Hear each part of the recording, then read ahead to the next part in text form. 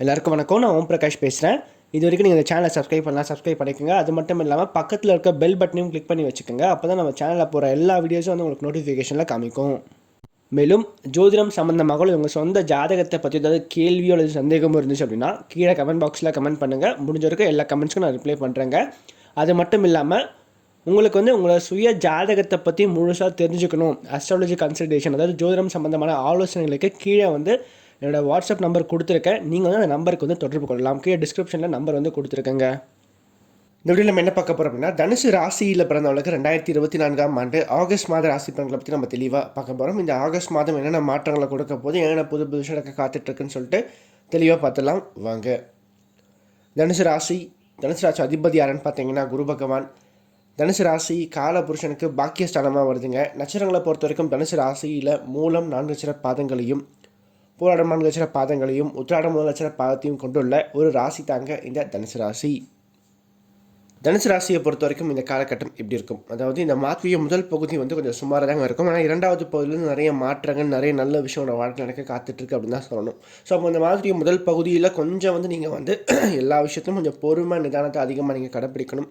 ஏன்னா மாற்றிய முதல் பகுதியில் ராசிக்கு 6ஆம் இடத்துல செவ்வாயும் குருவும் சேர்ந்து மறைகிறாங்க. அதே மாதிரி ராசிக்கு 8ஆம் இடத்துல சூரியனும் மறைந்திருக்கார். ஸோ இப்போ முக்கியமான யோக கிரகங்கள் எல்லாமே இந்த மாற்றிய முதல் பகுதியில் தனுசு ராசிக்காரங்களுக்கு மறைந்திருக்காங்க 6, 8ஆம் இடங்களில். ஸோ அப்போ வந்து பார்த்திங்கன்னா இந்த காலகட்டங்களில் கொஞ்சம் பொறுமையை நிதானத்தை நீங்கள் அதிகமாக கடைப்பிடிக்க வேண்டிய அவசியம் உண்டு. அதோடு மட்டும் இல்லாமல் இந்த மாற்றிய முதல் பகுதியில் பார்த்திங்கன்னா இந்த கடன் அது சம்மந்தப்பட்ட விஷயத்தில் கொஞ்சம் கவனம் தேவைங்க. குறிப்பாக பணம் கொடுக்கல் வாங்கல் விஷயத்தில் தனுசு ராசிக்காரங்க கொஞ்சம் கூடுதல் கவனத்தை எடுத்துக்கிறது சிறப்பாக இருக்கும். ஏன்னா கடந்த சில மாதங்களாகவே தனுசு ராசிக்காரங்களுக்கு அந்த கோச்சார நிலை அந்தளவுக்கு ஒன்றும் சரியாக இல்லை, கொஞ்சம் சுமாராக தான் இருக்குது. ஏன்னா ராசிநாதன் சொல்லப்படக்கூடிய குரு பகவானும் பார்த்திங்கன்னா ராசிக்கு 6ல் தான் போய் மறைஞ்சிருக்கார், அதுவும் ரிஷப வீட்டில். குரு பார்வைக்குறவர்களுக்கு வலிமை இருந்தாலும் ஆனால் 6ஆம் இடத்துல போய் ராசிநாதன் மறையும் போது கொஞ்சம் அது பலம் குறைவு அப்படின்னு தான் எடுத்துக்கணும். அப்போது கடன் சம்மந்தப்பட்ட பிரச்சனைகள், பொருளாதாரம் சம்மந்தப்பட்ட வழியில் கொஞ்சம் பணக்குறைவு ஏற்படுறது, பணம் ஒரு வகையில் வந்தாலும் இன்னொரு வகையில் செலவாயிட்டு இருக்கிறது, அதே மாதிரி வயதிற்கு ஏற்ற மாதிரி ஒரு சில ஆரோக்கிய குறைபாடு கொடுக்கறது. ஸோ இந்த மாதிரி நிறைய பிரச்சனைகள் தனுசு ராசிக்காரங்களுக்கு கடந்த சில மாதங்களாக கொஞ்சம் வந்து பிரச்சனைகள் வந்து தலை தூக்க ஆரம்பிச்சிருக்கும். அதோடு மட்டும் இல்லாமல் ராசிக்கு 4ஆம் இடத்துல ராகுங்க, 10ஆம் இடத்துல கேது. எப்பவுமே 10ஆம் இடத்துல கேது வந்துட்டாவே அந்த வேலை தொழில் சார்ந்த வகையில் ஒரு சலிப்பை கொடுக்கும், ஒரு விரக்தியை கொடுக்கும். சரிங்களா, என்னடா இது அரைச்சமாகவே திரும்ப அரைச்சிட்ருக்குமேன்ற ஒரு சலிப்பையும் கொடுக்கும் சில சமயங்களில். ஆனால் குரு பார்வை அங்கே இருக்கிறது ஓரளவுக்கு நல்ல ஒரு அமைப்பு தான். ஸோ இந்த காலகட்டத்தை பொறுத்த வரைக்கும் தனுசு ராசிக்காரர்களுக்கு அந்த 6ஆம் இடத்துல குரு மறையிறதுல என்ன ஒரு ப்ளஸ் அப்படின்னு பார்க்கும்போது, வேலை இல்லாத அல்லது வேலை தேடிட்டுருக்க இளைய பருவத்துக்கு நல்ல ஒரு வேலை கிடச்சிரும். அப்போ இந்த டைமில் நீங்கள் வந்து முயற்சி பண்ணும்போது கண்டிப்பாக நல்ல ஒரு ஜாப் ஆப்பர்ச்சுனிட்டி கிடைக்கிறதுக்கு வாய்ப்புகள் இருக்குது. அதோடு மட்டும் இல்லாமல் 12ஆம் அதிபதி 12ஆம் இடத்தை பார்க்குறாரு. அப்போது சுப செலவுகளும் காத்துட்ருக்கு. இந்த மாதத்தை பொறுத்த வரைக்கும் வருமானம் ஒரு பக்கம் வந்தாலும் கூட இன்னொரு பக்கம் அந்த செலவுகள் அப்படின்றது கண்டிப்பாக தனுசு ராசிக்காரங்களுக்கு காத்துட்ருக்கு அப்படின்னு சொல்லலாம். அதற்கடுத்து வந்து பார்த்திங்கன்னா வெளிநாடு சம்மந்தப்பட்ட விஷயங்கள், பயணங்கள் சம்மந்தப்பட்ட விஷயங்கள் சாதகமாக அமைந்து முடியறதுக்கான வாய்ப்புகள் இருக்குது. அதே மாதிரி குடும்பத்தோட ஃபேமிலியாக வந்து ஒரு மாதிரி சுற்றுலா மாதிரி போயிட்டு வர முயற்சி பண்ணுறவங்களுக்கு அது சம்மந்தமான வாய்ப்புகள் கண்டிப்பாக கைகூடும் அப்படின்னே சொல்லலாம். அது மட்டும் இல்லாமல் வெளிநாட்டில் வந்து வேலைக்காக முயற்சி பண்ணக்கூடிய இளைய பொறுத்தவரை நல்ல ஒரு வேலை கிடச்சிரும். அப்ராட் ஜாப் ஆப்பர்ச்சுனிட்டி கண்டிப்பாக உண்டு அப்படின்னே சொல்லலாம் இந்த டைமில். ஏன்னா குருவும் 12ஆம் இடத்தை பார்க்குறார், 12ஆம் இடம்னு சொல்லப்படக்கூடிய செவ்வாயும் 12ஆம் இடத்துல கரெக்டாக இருக்கார். ஸோ கண்டிப்பாக இந்த காலகட்டம் உங்களுக்கு நல்ல ஒரு ஆப்பர்ச்சுனிட்டியாக உண்டு பண்ணி கொடுக்கும் அப்படின்னே சொல்லலாம். அது மட்டும் இல்லாமல் ரொம்ப நாளாக வந்து பார்த்திங்கன்னா வாழ்க்கையில் நிறைய பிரச்சனைகள், நிறைய போராட்டங்களை பார்த்துட்டு இருந்தவங்களுக்கு இந்த மாதிரி 2வது பகுதியிலேருந்து கொஞ்சம் கொஞ்சம் ரிலீஃப் கிடைக்க ஆரம்பிக்கும் அப்படின்னு சொல்லலாம். ஏன்னா ராசிக்கு 7ஆம் இடத்துக்கு செவ்வாய் வந்துடுவாருங்க. ராசியை செவ்வாய் பார்ப்பார். ராசியை செவ்வாய் பார்த்துட்டாவே மனசில் ஒரு தைரியமும் தன்னம்பிக்கையும் கிடச்சிரும். அப்போ இந்த டைம் பார்த்தீங்கன்னா கண்டிப்பாக எல்லாத்தையும் அச்சீவ் பண்ணக்கூடிய ஒரு காலகட்டமாக தான் இருக்கும். அது மட்டும் இல்லாமல் ராசிக்கு 3ஆம் இடத்துல சனி இருக்கிறது நல்ல ஒரு பக்கபலமான ஒரு அமைப்பு தாங்க. நல்ல ஒரு வெற்றியை உண்டு பண்ணி கொடுக்கும். ஆனால் நிலைத்த நீடித்த கொஞ்சம் பொறுமையாக நிதானமாக பெறக்கூடிய ஒரு வெற்றியாக அந்த வெற்றி உங்களோட வாழ்க்கையில் இருக்குங்க. ரொம்ப நாளாக நீங்கள் ஒரு விஷயத்தை நோக்கி ஓடிட்டுருக்கீங்க, ஒரு விஷயத்தை நோக்கி கஷ்டப்பட்டு முயற்சி பண்ணிகிட்ருக்கீங்க, ஆனால் கைக்கு வரவே இல்லை. சில சமயங்களில் பார்த்தீங்கன்னா கை கட்டினது வாய் கெட்டாமே போயிருக்கும். ஸோ அந்த மாதிரியான தருணங்கள்லாம் வாழ்க்கையில் நிறைய பேருக்கு நடந்திருக்கும் கடந்த காலங்களில். ஸோ அப்படிப்பட்டவங்களுக்கு இந்த காலகட்டத்தில் வந்து பார்த்திங்கன்னா அந்த விஷயங்கள் கைகூடி வரும் அப்படின்னே சொல்லலாம். அது மட்டும் இல்லாமல் மாணவ மாணவர்களை பொறுத்த வரைக்கும் படிப்பு ரீதியாக ராசிக்கு 2ஆம் இடத்தை குரு பகவான் பார்வை செய்கிறது அந்த படிப்பு ரீதியாக நல்ல ஒரு முன்னேற்றத்தை உண்டு பண்ணி கொடுக்கும். ஸ்டடீஸில் உங்களுக்கு இருந்து வந்த பிரச்சனைகள், மனஸ்தாபங்கள்லாம் சரி பண்ணி கொடுக்கும். அது மட்டும் இல்லாமல் தேவையற்ற கவனச்சிதறல்களிலிருந்து வெளியே வருவீங்க. ஸ்டடீஸில் மட்டும் ஃபோக்கஸ் பண்ணி ஒரு பக்கம் கண்டிப்பாக அந்த கடிவாளம் கட்டின குதிரை மாதிரி நீங்கள் வந்து உங்களோட எய்ம் இதுதான் சொல்லிட்டு ஃபிக்ஸ் பண்ணிவிட்டு அதை நோக்கி ஓட ஆரம்பிப்பீங்க இனி வரும் காலகட்டத்தில். அது மட்டும் இல்லாமல் ராசிக்கு 4ஆம் இடத்துல ராகு இருக்கிறது கொஞ்சம் வந்து பார்த்திங்கன்னா அந்த எக்ஸ்ட்ரா கரிக்குலர் ஆக்டிவிட்டீஸில் கொஞ்சம் ஆர்வத்தை கொடுக்கும். 3ஆம் இடத்துல சனியும் 4ஆம் இடத்துல ராகு இருக்கிறதும் நல்ல ஒரு அமைப்பு தான், அதுவும் குறை கிடையாது. ஏன்னா சுக்கிரன் வந்து பார்த்திங்கன்னா சனியை பார்வை செய்வார். குரு வந்து பார்த்திங்கன்னா ராசிக்கு 12ஆம் அதிபதியோடு சேர்ந்திருக்கார். அது ஒரு நல்ல ஒரு அமைப்பானே சொல்லலாம். அதுக்கடுத்து நெகட்டிவான விஷயங்கள் அப்படின்னு பார்க்கும்போது இந்த காலகட்டத்தில் 6ஆம் இடத்துல செவ்வாயும் குருவும் மறையும் போது இந்த பூர்வீக சொத்துக்கள் சம்மந்தப்பட்ட பிரச்சனைகள் கொஞ்சம் வரும். அதில் வந்து கொஞ்சம் சிக்கல்கள் வில்லங்கள் அதெல்லாம் ஏற்பட்டது கொஞ்சம் வாய்ப்பு இருக்குது. அதே மாதிரி பணம் சம்மந்தப்பட்ட வழியில் பிள்ளைகள் சார்ந்த வழியில் சில மனக்கசப்புகள் கண்டிப்பாக ஏற்படுறதுக்கு வாய்ப்பு இருக்குது. கொஞ்சம் கவனம் தேவை. பிள்ளைகள் கிட்ட கொஞ்சம் விட்டு கொடுத்து அனுசரித்து போகிறது சிறப்பாக இருக்குங்க. அது மட்டும் இல்லாமல் ராசிக்கு 4ஆம் அதிபதி 6ல் மறையும் போது என்ன ஆகலாம், கடன் வாங்கி லோன் எடுத்து பேங்க்கில் லோன் அப்ளை பண்ணி ஒரு வீடு கட்டுறது அல்லது வீடு வாங்குறது அல்லது நிலம் வாங்குறதுக்கான வாய்ப்புகளை குரு பகவான் உண்டு பண்ணி கொடுப்பார் அப்படின்னு சொல்லலாம் இந்த டைமை பொறுத்த வரைக்கும்.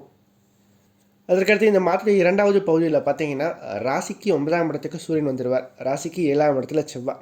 9ஆம் இடத்துல சூரியன் வந்தாலும் சனியுடைய பார்வை இருக்கிறது கொஞ்சம் சிறப்பில்லாத தன்மை தான். ஆனால் கூட சுக்கிரன் இருக்கிறது நல்ல ஒரு அமைப்பு தான். ஸோ லாபாதிபதியும் பாக்கியாதிபதியும் ஒன்றாக கூடி இருக்கிறது வருமானத்தை பொறுத்த வரைக்கும் நல்ல ஒரு வருமானத்தை உண்டு பண்ணி கொடுக்கும். அதே மாதிரி இந்த காலகட்டத்தை பொறுத்த வரைக்கும் அரசு சார்ந்த வழியில் வேலைக்காக முயற்சி பண்ணுறவங்களுக்கு அந்த வாய்ப்புகள் தற்போது தேடி வருங்க. சுயஜாதத்தில் அரசு வேலைக்கான அமைப்பு இருந்துச்சுன்னா கண்டிப்பாக இந்த காலகட்டம் உங்களுக்கு முழுமையான ஒரு ஒத்துழைப்பை கொடுக்கும், நல்ல ஒரு ஏற்றத்தை கொடுக்கும். அரசு வழியில் நல்ல ஒரு அனுகூலமான பலன்களை உண்டு பண்ணி கொடுக்கும் அப்படின்னு சொல்லலாம். அதே மாதிரி தந்தை சம்மந்தப்பட்ட வழியில் சில மனக்கசப்புகள் அவ்வப்போது வந்து போகும். தந்தை சம்மந்தப்பட்ட உறவுகள்கிட்டையும் இல்லை தந்தைக்கிட்டையும் உங்களுக்கும் அவருக்கும் பார்த்தீங்கன்னா சில கருத்து வேறுபாடுகள் ஏற்படுறது, கொஞ்சம் விட்டு கொடுத்து போகிற தன்மை குறைவாக இருக்கிறது. ஸோ இந்த மாதிரியான விஷயங்களை இந்த சூரியனும் ஏற்படுத்தி கொடுப்பார் அப்படின்னு சொல்லலாம். ஏன்னா சனி பார்த்த சூரியன் கொஞ்சம் இந்த மாதிரியான விஷயங்களை இந்த மாதிரியான பிரச்சனைகளை கொஞ்சம் கொடுப்பார் அவ்வப்போது. ஸோ அப்போ அதில் கொஞ்சம் நீங்கள் கவனம் எடுத்துக்கிறது சிறப்பாக இருக்கும். அதுக்கடுத்து பாக்கியாதிபதி பாக்கியத்தில் போய் உட்காந்துருக்கனால தனுசை பொறுத்த வரைக்கும் இந்த காலகட்டத்தை பிறகு திருமணமான தனுசு ராசி பெண்களுக்கு யாருக்கெல்லாம் அந்த குழந்தை பாக்கியம் சம்மந்தப்பட்ட விஷயங்கள் காலதாமதமாயிட்டு இருக்கோ அந்த குழந்தை பாக்கியம் சார்ந்த விஷயங்கள் தற்போது கிடைக்கும் இந்த காலகட்டத்தில். ஸோ அது ஒரு ப்ளஸ் பாயிண்ட் அப்படின்னு சொல்லலாம். அதே மாதிரி பார்த்திங்கன்னா கொஞ்சம் செலவுகள் கொஞ்சம் குறைய ஆரம்பிக்கும் இந்த மாதிரியே 2வது பகுதியிலிருந்து. வீண் செலவுகள் தேவையற்ற செலவுகள்லாம் கண்டிப்பாக வந்து கட்டுக்குள்ளே இருக்கும். ஏன்னா செவ்வாய் வந்து 7ஆம் இடத்துக்கு வந்துடுறார். 6ஆம் இடத்தை விட்டு 7ஆம் இடத்துக்கு வர்றது சிறப்பு தான். அப்போது கண்டிப்பாக கையில் வந்து பணம் தங்குங்க இனி வரும் காலகட்டத்தை பொறுத்த வரைக்கும். அதே மாதிரி என்ன சொன்ன மாதிரி வேலை தேடிட்டு இருக்கிறவங்க அல்லது வேலை இல்லாத ஏதாவது இளைய படுத்துட்டு நல்ல ஒரு வேலை கண்டிப்பாக கிடைச்சிடும் இந்த டைமை. முடிஞ்ச வரைக்கும் பார்த்தீங்கன்னா கொஞ்சம் வந்து ட்ரை பண்ணால் கண்டிப்பாக உண்டுங்க. ஏன்னா 10ல் கேது இருக்கிறதுனால இப்போதைக்கு கிடைச்ச வேலைக்கு சேர்ந்துருங்க. அதன் பிறகு வேணால் ஜாப் ஆப்பர்ச்சுனிட்டியாக நீங்கள் வந்து மாற்றிக்கிறது சிறப்பாக இருக்கும் தனுசை பொறுத்த வரைக்கும்.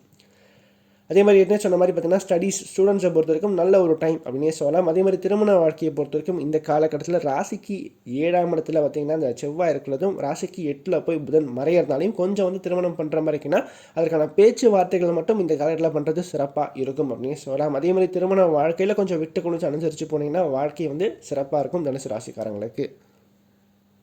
அடுத்த சந்திராஷ்டமத்தில் பொறுத்த வரைக்கும் இந்த ஆகஸ்ட் மாதம் 3ஆம் தேதி விடியற்காலை 5:40 மணி முதல் ஆகஸ்ட் மாதம் 5ஆம் தேதி மாலை 3:30 வரைக்கும் சந்திராஷ்டிரம் இருக்குங்க. இந்த காலகட்டங்களில் சந்திரன் உங்கள் ராசிக்கு 8ஆம் இடத்துல மறையும் போது அன்றைய தினம் அமாவாசையாக இருக்கும். சரிங்களா?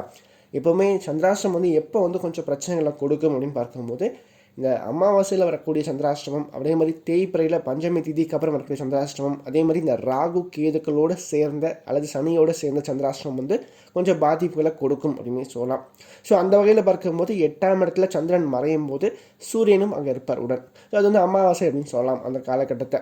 ஸோ அப்படி இருக்கின்ற வகையில் இந்த காலகட்டங்களில் கொஞ்சம் மனக்குழப்பங்கள் கொஞ்சம் கூடுதலாக இருக்கும். ஒரு தெளிவான ஒரு சிந்தனை இருக்காது, தெளிவான ஒரு மனநிலை இருக்காது, தேவையில்லாமல் மனசை போட்டு குழப்பிட்டுருப்பீங்க, வீண் எண்ணங்கள் மனசில் அலைமோதும். அப்போது இந்த மாதிரியான காலகட்டங்களில் நல்ல ஒரு முடிவு எடுக்க வேண்டாம். அதே மாதிரி முக்கியமான முடிவு எடுக்க போகிறீங்க, ஒரு சுப நிகழ்ச்சி நடத்த போகிறீங்கன்னா அது இந்த நாட்களில் தவிர்க்கிறது சிறப்பாக இருக்கும் தனுசு ராசியை பொறுத்த வரைக்கும். இந்த வீடியோ உங்களுக்கு பிடிச்சிருந்துச்சுன்னா லைக் பண்ணுங்கள், கமெண்ட் பண்ணுங்கள். அது மட்டும் இல்லாமல் உங்களோட ஃப்ரெண்ட்ஸுக்கும் சரி உங்களோட ஃபேமிலிக்கும் இந்த வீடியோ ஷேர் பண்ணுங்கள். ஏன்னா அவனோட வாழ்க்கையில் கண்டிப்பாக ஒரு மாற்றத்தை ஏற்படுத்தக்கூடிய வகையில் இந்த வீடியோ இருக்கும். குறிப்பாக சொல்லப்போனால் கஷ்டத்தில் இருக்கக்கூடியவங்களுக்கு இந்த வீடியோ ஷேர் பண்ணுங்கள். அவனோட வாழ்க்கையில் ஒரு தன்னம்பிக்கை ஊட்டுறதுக்காகவும் ஒரு மாற்றத்தை ஏற்படுத்தும் வகையில் இந்த வீடியோ நிச்சயமாக அவனோட வாழ்க்கையில் அமையும்.